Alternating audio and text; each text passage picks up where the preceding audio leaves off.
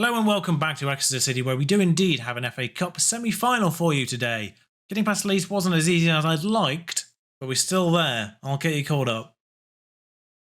It was 1-1 at full time, it was 1-1 at the end of extra time.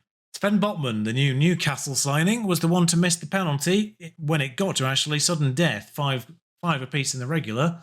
Johnny scored, and then Botman missed. So thank you to my new Newcastle friend. But before that, following the 5-1 demolition of Chelsea in the FA Cup away from home, we were immediately 4-0 down to Leicester at one point. Prieto got one back, as of course he did. Then they got a fifth. Immediately after that, 2 goals in injury time made that slightly less embarrassing. I say less embarrassing, we did have the better XG. Similarly, against Spurs, 2-1 XG, 1-1. Our goal came from a goalkeeper error. Genuinely the only time that we've benefited from a goalkeeper error in FM22, full stop.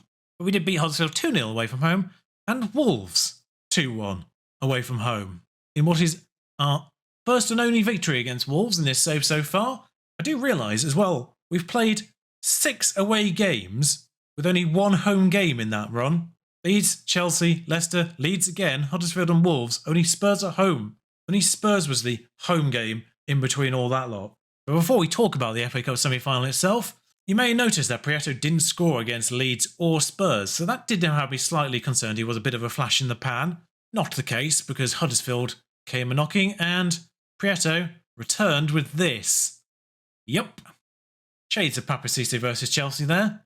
Not quite as fantastic as that one, but still. And not to be outdone, Fofana, who did get injured after his fantastic run in January. Let's just say that Fofana clearly didn't want Prieto to get the goal of the season. Because Fofana himself was well on for player of the season for us after that particular run in January.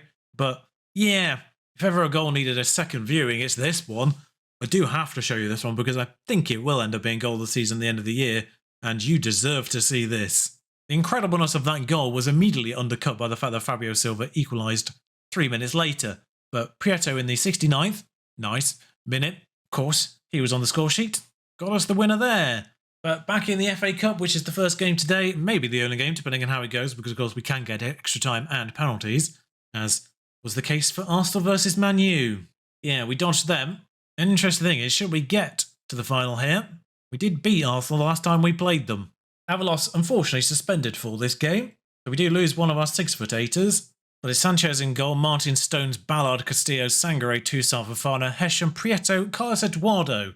I've maintained it that way around, even though Prieto should really be on the right-hand side, but particularly with Eduardo being back, I find that having the 6'8" man being the natural target for Martin just works out a little bit better. Also, I should warn you at this point, of course, that Bournemouth still have the massive kick clash. They also have Dahlberg, Monchu, and Jeremy Boga, 3 players we've had previously, once in this save for Dahlberg. Monchu, of course, at Tenerife last year, and Boga at Newcastle this year. Also had a slightly better Dahlberg at Hanover on this year's game as well. In fact, our goalkeeper pattern here at Exeter almost follows exactly the trajectory of the Hanover goalkeepers. We had Rajkovic at Hanover, and then we had Dahlberg, and then we got Meslier. Sanchez of a similar level to the Meslier in that save. Meslier here, as we mentioned last time out, not quite as good as he probably should be. Ironically, actually already slumming it in the Bundesliga. They slumming it. I think it was, Mainz or Frankfurt, one of the two. Dallas to Boga, back to Dallas again. I feel like I had Dallas once upon a time, but I think, if memory serves, Ian actually goes close there. I think I tried to get Dallas on an end-of-season contract at Tenerife, but it never came through because he wanted too much. And I think that's the closest I came to actually signing Dallas in a save. But Bournemouth do have Eddie Howe as a manager again. I forgot to mention that. As was the case in the Newcastle save, if I remember correctly. Don't know what it is about Football Manager, but Eddie Howe likes to go back to Bournemouth, and we are dominating this game, and without result again. So, crush arms and far from please, get back out there, please score a goal. Carlos Eduardo's had 3 half chances apparently and failed to bury any of them. Okay, there's a highlight. I was about to encourage the lads, but that might be the wrong thing to do after this. Hesham finds Carlos Eduardo in the middle. No, he doesn't, because Mepham somehow gets there first. He's 6'8". Physics alone dictates that Eduardo should get on the end of any cross that's fired in there. He's got on the end of that one. Wonderful stuff, says the text, but clearly that wasn't enough for the highlight.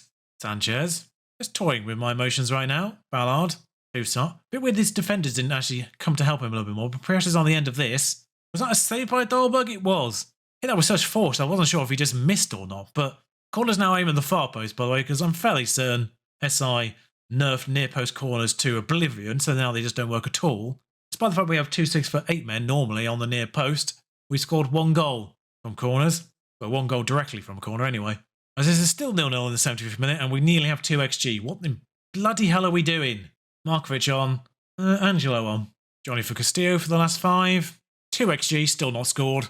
2.2, still not scored. Ah, good. A set piece for them. It's 1-0 to them. Oh no, they've actually failed to score from a free kick. What a novelty. And here's a corner for us. Far post, Carlos Eduardo's there. He's missed, of course he has. Sangre's knackered, so Longstaff on there, I think. If he will actually let me substitute him. Thank you. And Sanchez saves that. Corner. Longstaff on the corners for some reason. Eduardo hits the bar. At least he's getting the ball more at the far post for some reason. Don't know how he's doing better at corners at the far post than he is in the near, but that has to be the nerfing of near post corners. He's up on the end of this one as well. We finally scored from a corner. All right, far post corners are now the deal, I guess. So it's weird because near post corners still worked relatively well with Lorenzo Luca at Hanover. Not quite the Tyrone Mings levels we had at Newcastle early on before they nerfed everything to oblivion, but just the 30 shots extra. Oh no. Thank God for that. Thank God that was a central defender that got on the end of that one. Otherwise, they might have punished us there for, well, I say punished us. There's nothing we can do about it. But yeah, just the 30 shots and 11 on target for Exeter there. Good God, we made a meal of that. Despite the fact that I went to extra time, I feel like we didn't get a lot of highlights. 900 grand. I should just mention youth intake. It was terrible. Glenn Gardner appears to be actually the best prospect in the fact that he apparently has guaranteed 3 stars, but that's still just an opinion. The hilarious thing about this intake is it came through obviously with a better star rating prospect-wise, but there was only 2 A-rated players in it, or 2 A-rated positions in the preview, striker and goalkeeper. I think Ndidi was the striker because that is his most natural, not AMR as it says here.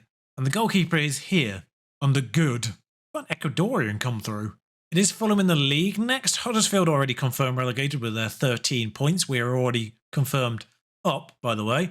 We can't be relegated at this stage. That came through a couple of games ago, I think, already. But Chelsea have pulled a little bit of a gap in 7th. They could actually nick 6th here and give us a very boring top 6 in the end. But, so any European challenges would have been pretty much for naught anyway, had 7th been a European position. We need to beat Arsenal in the FA Cup to get European football. And if we do, that's Europa League, I believe, rather than Conference. Yeah, it's pretty much looking like league-wise another 10th place. I think realistically, 8th is probably the best we can do. We're only 2 points off it now. In fact, I think if we win this game, we are 8th. Yes, we are, because we haven't played this game week yet. So should we get revenge on Fulham here, because they did beat us earlier in the season, as Martin Saunders gashes his leg.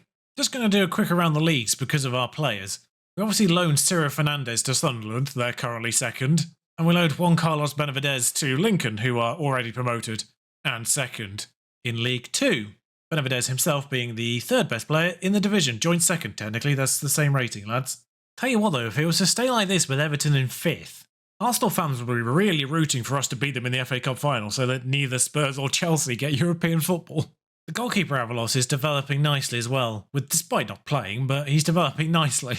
He really needs a work permit and he wouldn't go out on loan, but his value is insane.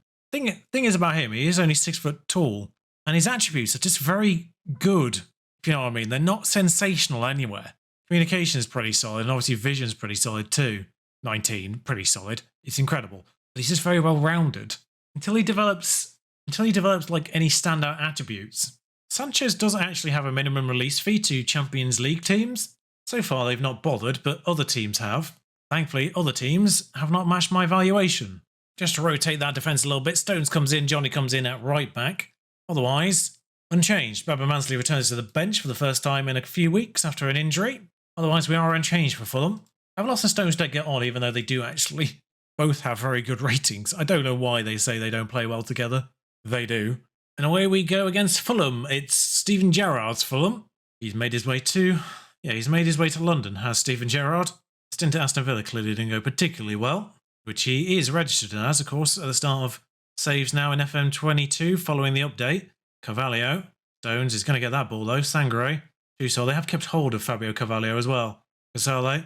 Davies. Dendonka. Esham. I know it's the second time we play Fulham this year, but just happened to align, and we do want revenge against them. So there's a narrative here. Carlos Eduardo with a ridiculous ball to Aaron Martin. Sangre, what a weird but fantastic ball that was. Stones comes forward. Toussaint, we're really pressuring on their back line right now. Toussaint to put the ball in. It's fumbled. Sorry, where was the highlight there? Didn't go anywhere near their goal.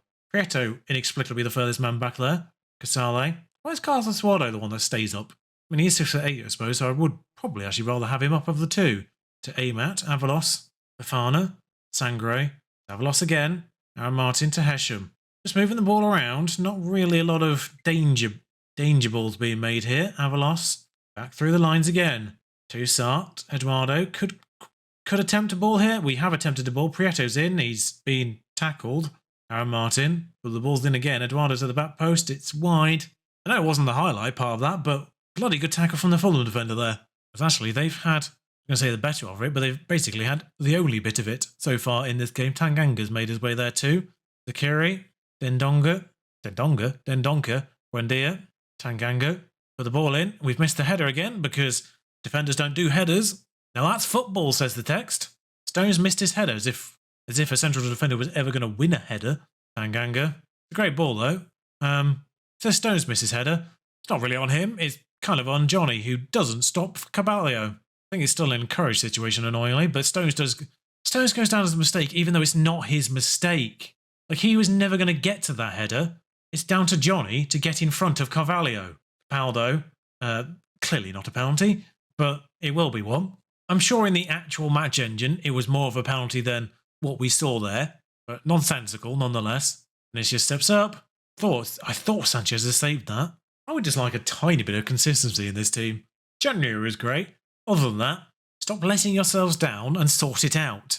I mean, you take away the penalty, it's an annoyingly even game. Johnny's been terrible, Stones has been terrible, Toussaint's been terrible, they're all coming off. It's not that Stones has been terrible, it's just been blamed for that one mistake, really. And I brought Small on the wrong side. That was meant to be Castillo. Oh well, he's just going to have to deal with it. I'll invert him just to make sure he's on the right foot. Prieto. I mean, this, I think, is going to count. I mean, Prieto's ridiculous, still. I don't think he's failed to score in just one league game. He's failed to score in both the FA Cup games, bizarrely. But just one league game, he's failed to find the back of the net in. Well, he's offside on the images there, frankly. But we're well aware that the graphics engine has never really matched the match engine. We're forward again. Esham. Finds Sangre. Avalos. Sangre again. Aaron Martin. Prieto. Where are we going with this? Aaron Martin's going to try and burst past the defender and sort of fail to do so. Oh, he's got the ball in and Prieto scored again. How many appearances does he need to make the goal scoring list? Because he now has 12 goals, which is more, I'm aware of this, which is more than the 20th highest goal scorer on the regular goal scoring list. He's now definitely in the top 20 goals in the Premier League. I'll encourage again because it's still only 2-2. At the very least, we brought this back to parity where it should be. Yeah, I'll take it. Considering where we were and considering the nonsense that was happening, it sort of cements our position in sort of 10th-ish. We've got more games against West Ham, Everton, Man United's in the running, Newcastle's in the running. In fact, Newcastle's the last game, I think. He's still not made enough appearances to make the average minutes per goal. But just be aware that Facundo Prieto is now currently joint 15th in the goals. Ignore the fact he's not on the list, but he is joint 15th. I don't know why appearances makes a difference in just goals scored, because he now has 12 goals in 12 starts. But yeah, obviously, the Premier League, there's not really anything of importance left in the Premier League for us. There's 4 games remaining. In fact, those were the only 4 games remaining. I thought there were more for some reason. West Ham, Everton, Man United, and Newcastle. I'll let you know where we finish, because the final episode, of course, of this season will focus entirely on the FA Cup final. If you enjoyed the season so far, like, comment, subscribe. Let me know what you think of the season. Let me know what you think of Facundo Prieto, because he's fast becoming my favourite player of FM22, and he's not even real. But still, probably the best £6 million I've ever spent in Football Manager. Until next time, ta-ra.